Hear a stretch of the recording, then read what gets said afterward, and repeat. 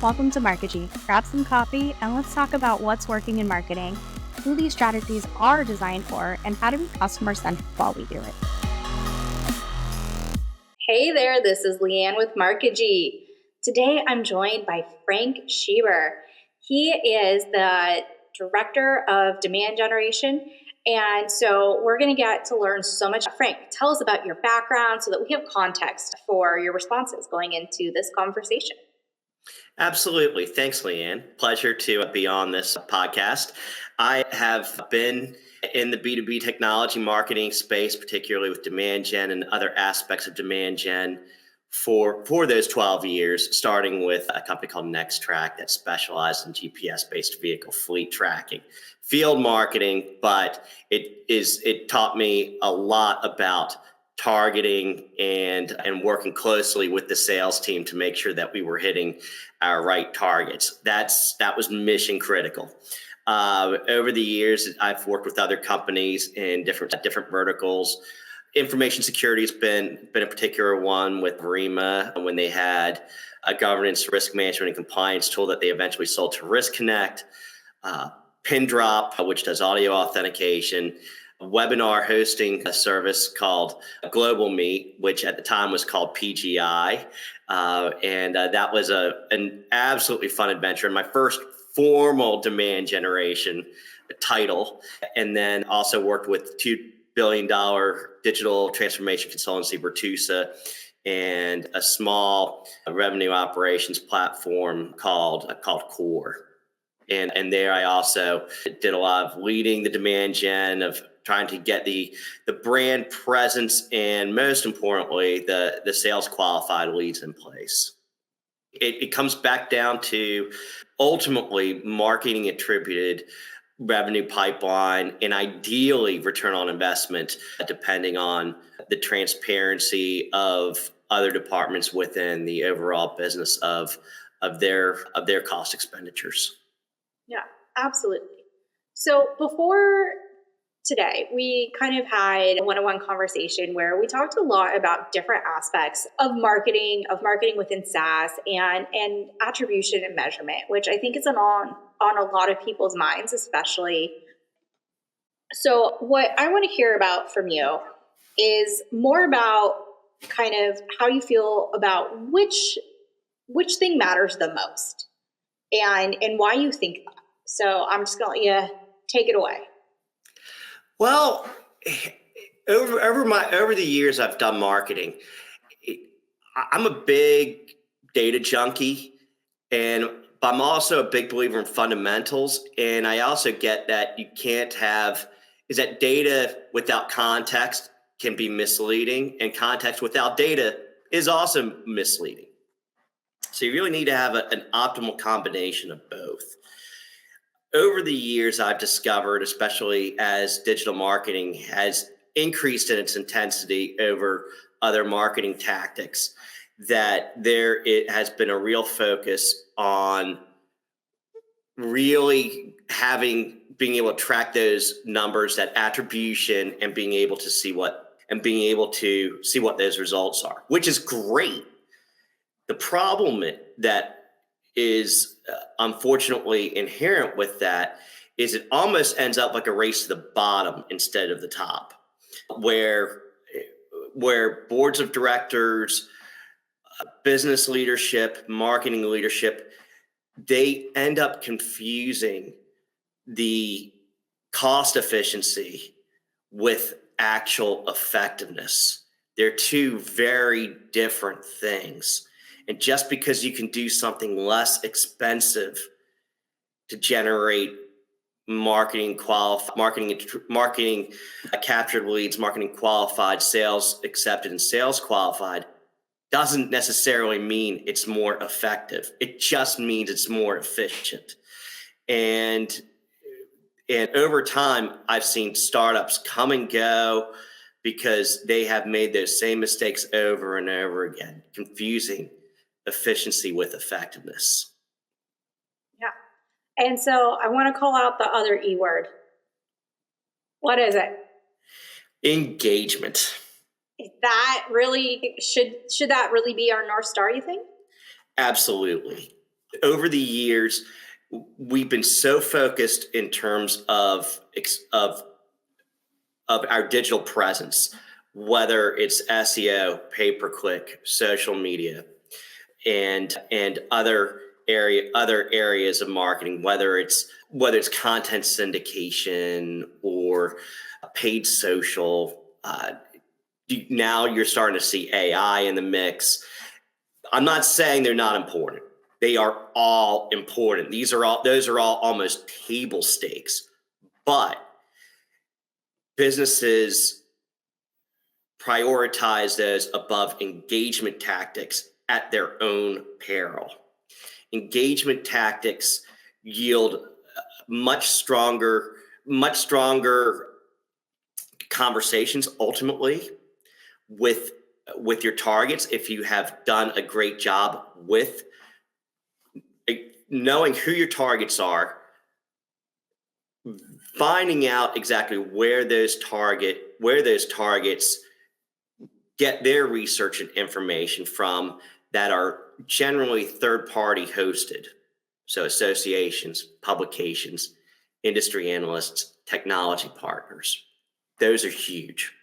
And being able to leverage them to be able to capture not only contact information, but explicit buying intent that generally does a better job than buying signals that there is often sometimes too much of I'm not saying buying signals aren't important, but if you're doing buying signals and you're not really capturing explicit buying intent, you're doing your sales team a disservice. Yeah. And I'm really happy that you mentioned intent. In my mind, engagement is the demonstration of intent.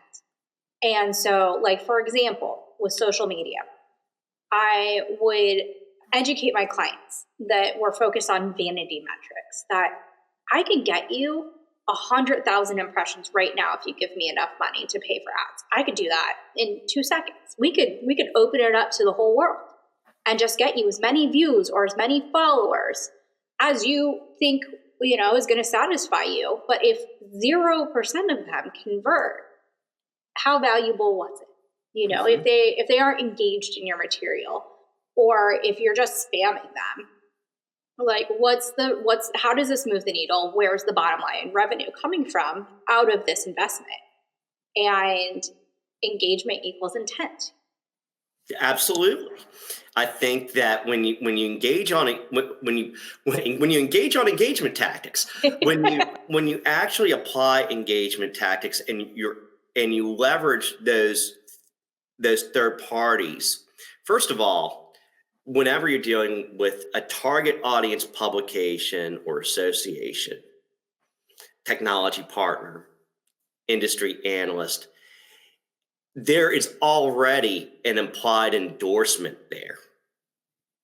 Not just it doesn't replace a case study, mind you, or a video testimonial, but it sure ranks up there because they don't want to let their members or subscribers down. And if they go with a shoddy business to endorse, their reputation goes down accordingly, and they don't want that. So you already have that implied endorsement there. But then when you're able to engage with third-party hosted webinars, on-site events like conferences and trade shows, like hyper-targeted content syndication, like say, for example, at Core, we did a microsite with a publication called governing.com. And now it wasn't perfect, nothing is, but we were able to generate about roughly 120 to 130 marketing qualified leads there. And that's pretty good. So whereas you may have to spend, and we did that for, I believe it was under 20,000, if I recall correct. We were at 20,000 for a 3-month run. Whereas there may be some others where you may be doing pay-per-click and paid social, and to get that number, you need to pour a lot of money into that. maybe arguably, even though the cost per unit may be less per se, in terms of your pay-per-click,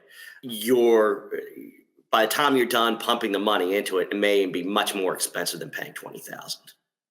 Yeah, yeah. I mean, I think we've all seen it firsthand where the best of intentions and in the name of efficiency is that efficiency, you have to zoom out and you have to look at the efficiency of the business unit, not in the efficiency of that specific. If you drill too far down, your data is flawed and lacks the context.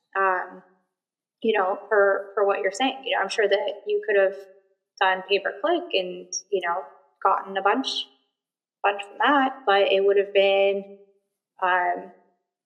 jokes from The Simpsons, the prank calls. Is there a, like that kind of name? And that's kind of useless. It doesn't show any sort of intent. So now I want to say that microsites are becoming a really popular thing right now. What was a way that you used it where you were like, this is how we can show engagement, and kind of give me like a very short story about how that went? Sure. Well, the governing.com one is a fine example of that. We wanted to make sure that was really catering towards revenue officers within local governments. So knowing that publication was the best resource for reaching them out of all the others, and that they offered that microsite service was valuable.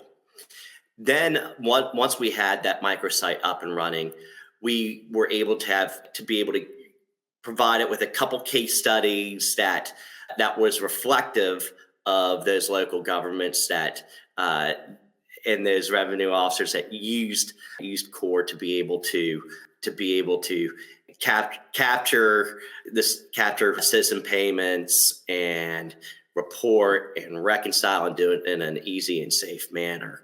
That was particularly valuable. We were also able to update the site too with where we're going to be, what's coming up next, what just your particular solution briefs that might be that might have some appeal to that particular target audience. Doing that, I think, is pretty valuable. Again, it's imperfect. I mean, you're going to get somebody who's going to fill out contact information. They're going to be like a professor or researcher, whatever it may be. But if you're able to if the majority of your leads from the microsite are reflective of the publication and the target audience, you can get a pretty strong percentage there of I would where 4 out of 5, if not higher, is going to be right in your wheelhouse in terms of, if not a decision maker, certainly a key influencer in there, maybe even a linchpin if you got it right. Yeah, and I'm also I'm looking back at my notes from our conversation. And so when we're looking at engagement and we're looking at targeted microsites, we're thinking about demand generation as, more than just ABM or, hyper targeted, but still on the point. But where do we kind of get this right, or where is it that people kind of miss the mark when they're prioritizing engagement as their metric, or like in a similar case study to this, like how would they see that happening and then be like, I've got it, and you're like, no, that's not quite it? There's a couple areas where I've seen that happen. One, they focus on, even though you're doing a tactic, an engagement tactic, I have seen some where they're like, well, we're just going to go ahead and host it on our own. We're not going to leverage a third party.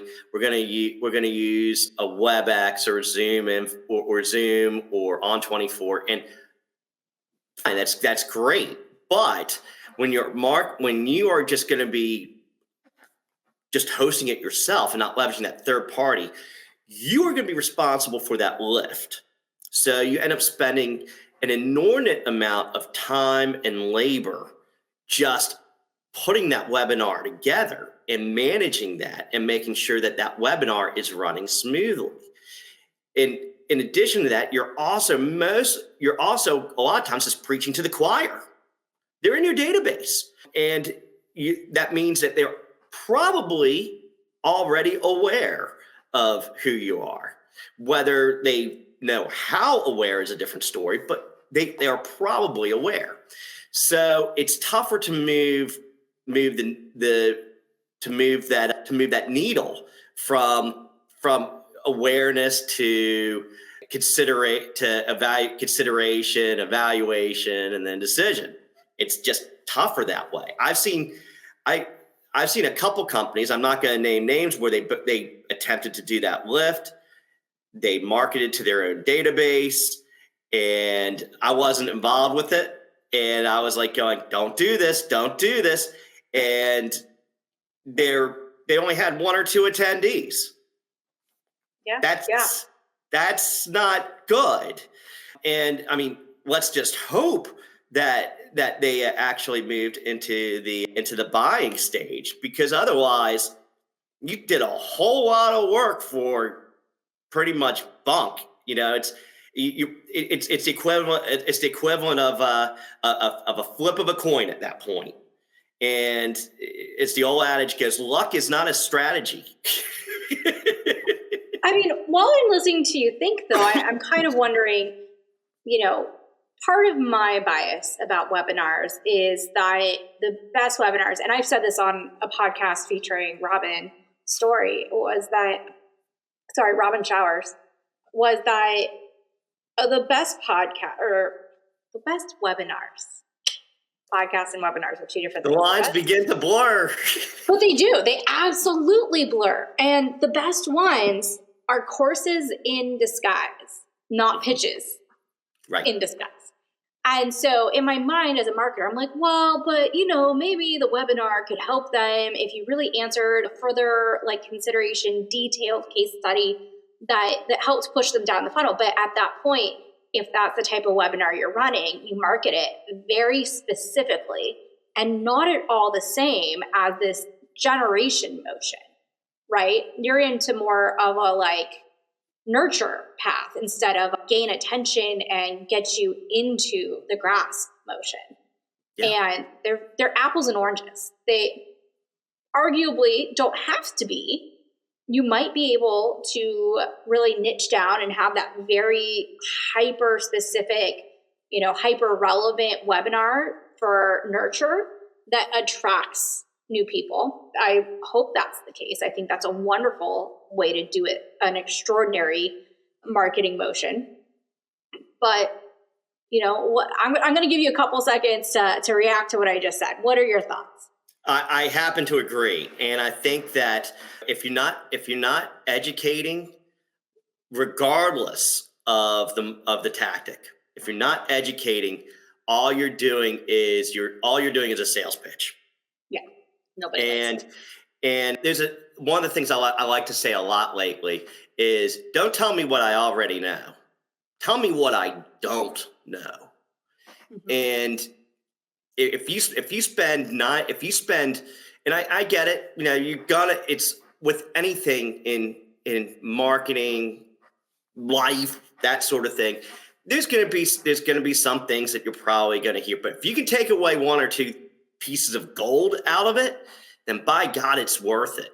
But the odds of coming away with gold from a sales pitch versus education, it's mighty slim, because once someone actually recognizes that I'm only going here for a pitch and I'm not going to really learn anything much, their attention is elsewhere. And unless you really catch them off guard with something really tasty, it's not going to be as resonant, and they're going to also think probably a little bit less of you as a brand for just kind of not wasting their time, but just not optimizing their time. Oh no, I get real cranky. I call you wasting my time. You are right. No, you're wasting their time. Attention is currency. And if people forget that, then they've lost it. I can name a brand that I'm not going to actually name names on it, but there is a very large content content site. We'll call it media site. They also have a conference attached to it in banking and finance. And every single webinar or article that they do is actually like lead motion for their sponsors. And they it's almost borderline clickbaity. And after I got burned by one, I was just like, you're not worth it. Like, I don't care if 20,000 people go to your conference and you're like, the bee's knees, according to these people that drink the Kool-Aid. I am never going to one of your webinars again. And so sometimes even your third party partnerships can be the one that does it incorrectly. Sure. And then my last bit about this specific, anecdote is that the way that it signaled to me, besides the content from the actual webinar itself, was the nurture sequence to get me to the rep webinar. As soon as I put my email in, I regretted it. It was so salesy. It was so like you're a lead now. And it's like, no, I just wanted to learn this thing that was important to my career. You told me that I needed to know. Yeah. How would you like to buy a used car? Apparently. Take these diet pills. No. Cut it out. So we've got a couple ways where people could be like just off center. And even though it looked like engagement, it was not true engagement. It wasn't, it dropped off after, 5 minutes from the webinar, or the poor soul who had it playing while they ate lunch. And, it looked like they engaged, but they are not engaged. So there are definitely some caveats and some context clues. Yeah, I think you bring up a valuable point too. I think when it comes to engagement tactics, that it's really important to do the research beforehand and really make sure that you know who your target audience, who your target buyers are, who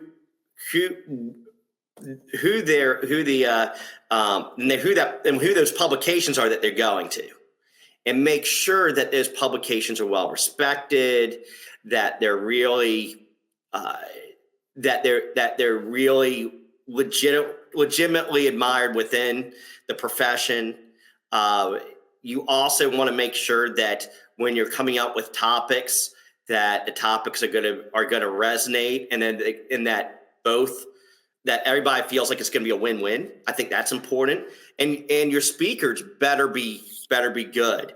At Global Meet, we often had a VP of sales that would often speak, which would be unusual in most circumstances. The difference is, in this case, this guy has been doing webinars since the birth of webinars, and so he could talk circles around even some of the most technical people about the benefits of webinars for a business, without coming across as hey, do you want to buy this?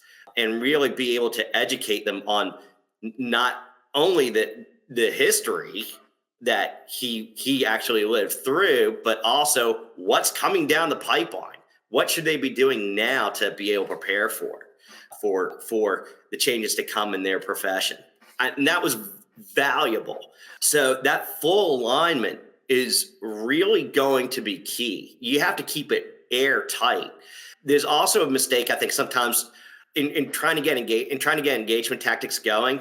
They either go for too broad a publication, or sometimes they'll go for too small an audience.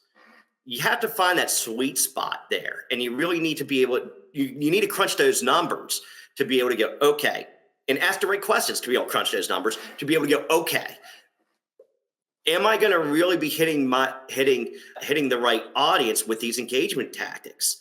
And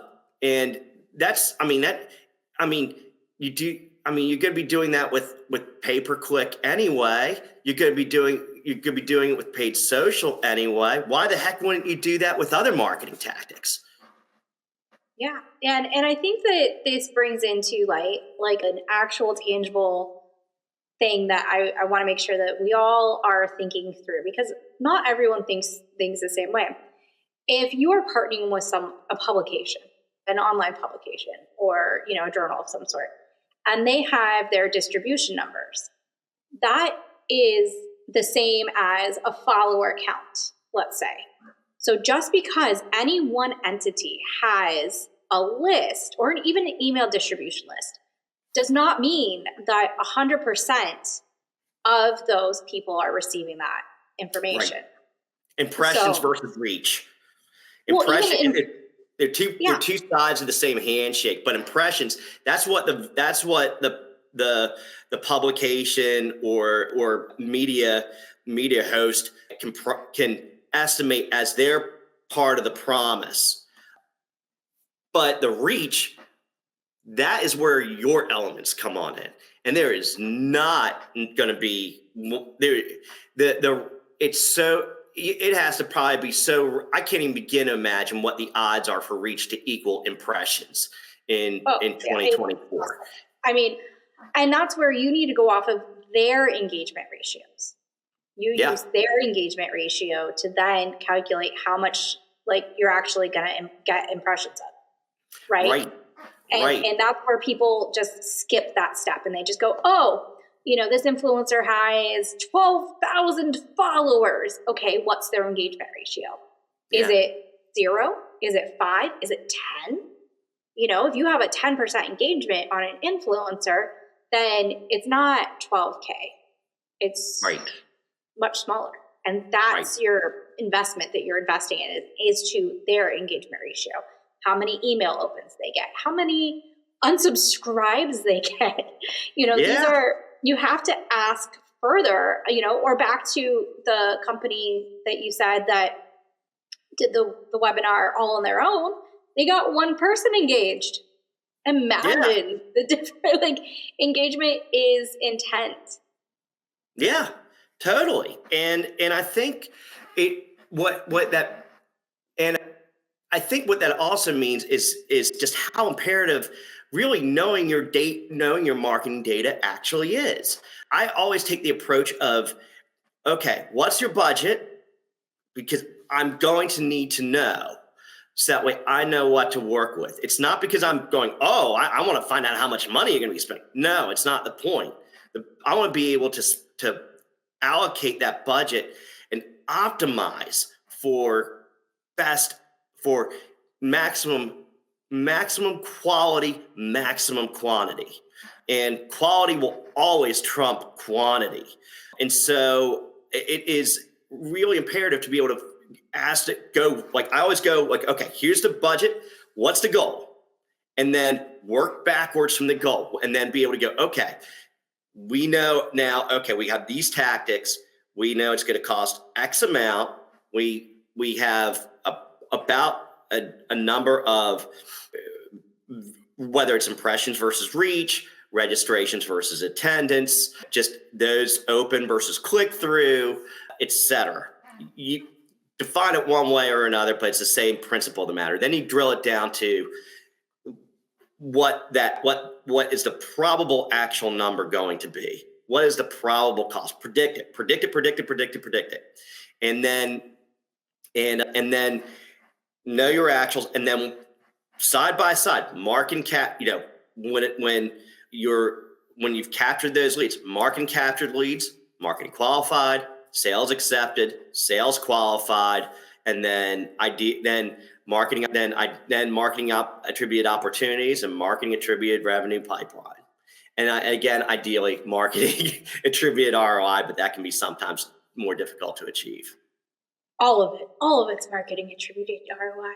Yeah, exactly. Kidding, but not. Go granular. The more granular that you get, the better off you're going to be. Absolutely. All right. I want to make sure that we get to the last two questions. Mm-hmm. What is the future of marketing and where do you think it should go? the future marketing, I really the future marketing over the next, I think the next 5 years is going to be painful. I think that there is going to be, for lack of a better term, a reckoning in terms of confusing cost efficiency with effectiveness, especially now that AI is coming into play. I anticipate that there's going to be many boards of directors, many C-suite executives, much in marketing leadership that is going to go, okay, well, we can do less with AI. We can spend much less money on labor, time, and money because we have AI working for us. And then they're going to find out all it's done, that they made things more efficient, perhaps, but it's no more effective than they were before. In fact, they might be worse off because they're not focusing on the right tactics, say engagement tactics. We're actually being able to educate people. And when everybody else is communicating the same, AI is a great synthesizer. It's a poor in ideas and ideation, or I believe ideation, however you want to pronounce it. Yeah. No, but I think you mean that it's a great aggregator, but a poor synthesizer, I think is what you're trying to say. Because synthesizing to me is where you blend and create. And that's still the same. That's a fair assessment. That's a fair assessment. I think it's good at scraping. It's not good at originality. That's really the case, yes. And so I think it's going to require that. The one thing that's going to mean is that it's raising the base level for everybody. Yeah.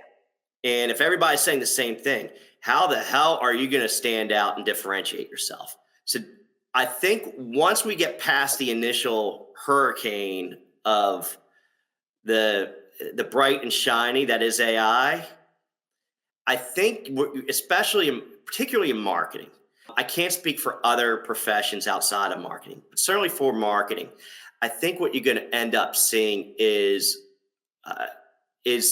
a realization that AI is great for being able to get things done faster, but it's not going to make things.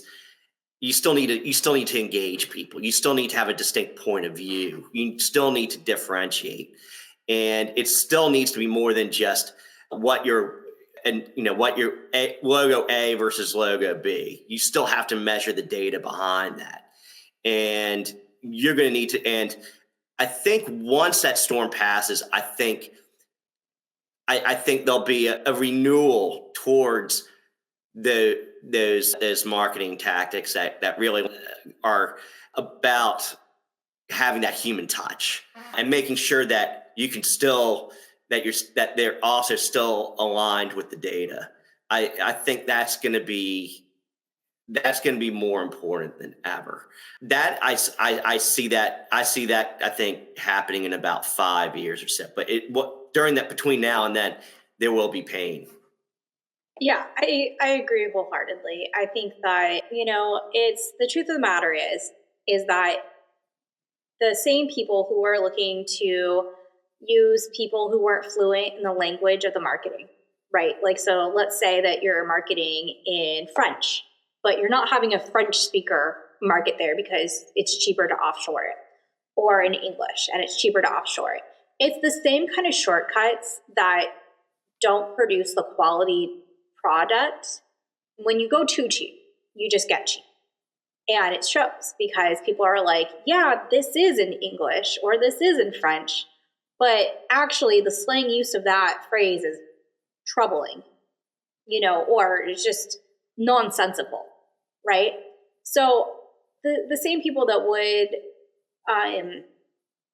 over assign offshoring or over assign these other established ways of doing things that sometimes are seen as shortcuts, it doesn't get you the results you think you're going to get just because it's efficient. But then the other trend that was happening was that people were getting VC money just so easy, and they were doing growth at all costs. And now they are like, oh, what's efficiency? What do you mean I need to have financial projections? And so I hear you, and I agree that it's going to be painful when people are being asked to have accountability in their spending. Yeah. And they're going to have to be able to make an intelligent case for their choices they make about effectiveness and every investment. I hope. Yeah. And they're also gonna have to get realistic about their numbers too. And it's not just it's with everybody. They need to have an honest discussion with themselves, whether it's the marketing leadership, the C-suite, or the boards of directors, about what is actually feasible. I think over the last 12 years, there's been a big push towards account-based marketing. And fundamentally, the principles of account-based marketing are great. The reality is that ABM sometimes gets confused for GTM and vice versa. They put out products that actually are going, okay, well, who's your target audience? Well, it's about like 100 businesses. Well, that's just great because, that means you only have a market of 100 businesses. What's your odds of success on there? They better be you better have an inside job in there or something, because the probability of success is not necessarily going to be there. I've seen many a business, especially startup to mid-size, where they've got this great product, they've got this solution, and somebody once told me, it's like, do you have a product or service, or do you have a business? And they think they have a business and they're going to push it, and their target audience is small. And then you start going, okay, so that's great. You've got 10,000 in your database. From how many companies? Oh, okay, 300. Well, then you have 300 targets. And then they're like, okay, what do you mean? 300. Yeah. So you need to be able to hit X. Then you actually have to start going, okay, what's their time? What's their procurement cycle look like? What's all these other elements? What's their what's their employee turnover? You name it. Next thing you know, you have what you're starting to see now, which I know AI has been taking a lot of the blame in terms of a lot of the layoffs in terms of the B2B space. But the reality is investors are freaked out about the volatility. They recognize that we're better off having faster sales times, and we'll get our 30% return on investment in 1 to 2 years. We're going, okay, we'll go for 200% in 5 to 10 years and not see a dime. Yeah, I mean, there's some businesses that deserve to fail. And that's not nice of me. It's not like the friendly golden retriever type personality I tend to be. But it's just exploded to be so many businesses, and people forget that not every idea is a viable economic driver. Some things just are side hustles. If your target market is only 300 or 100 people, you better be the mayor of those 300 people. That's your sphere of influence. You better be the person that those people go to, and that's it. There's no room for anybody else. Exactly. And sometimes your business just should be a side hustle. You can't reasonably grow, have exponential growth or pipeline velocity once you've gotten there. You've got the 300. There's not 310. It's just a limited market. It's still a numbers game. And I think that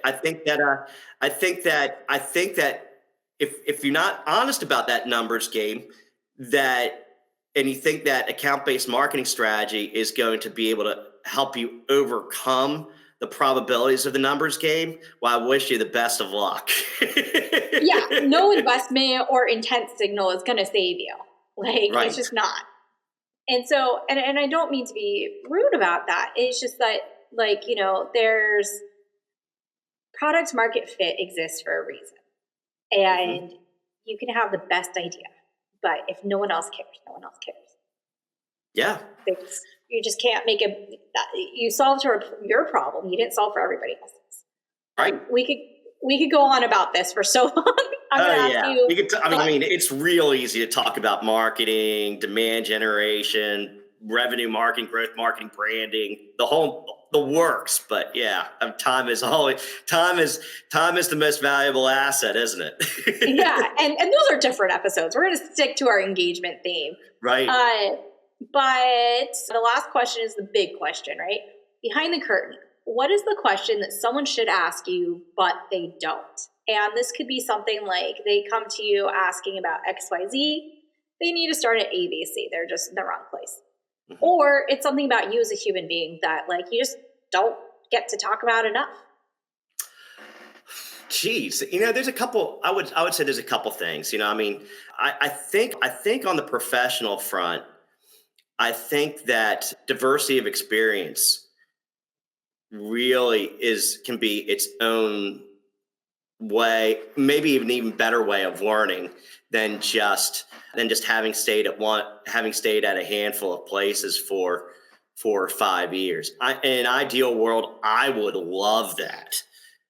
We don't live in that world anymore. And I think that marketing leadership, talent acquisition, recruiters, boards of directors, we all have to start realizing that there was a meme that went through in 2020 that was like everybody who had what they were planning on doing in 5 years back in 2015 got the answer wrong. That's There's so a lot true. of truth. Unless you thought you were going to be a hermit locked into your house without leaving, you were wrong. Right, precisely. And so I think in having a diversity, in my experience, having a diversity of experiences has really been able to help me actually understand what really matters in terms of marketing versus again the bright shiny things.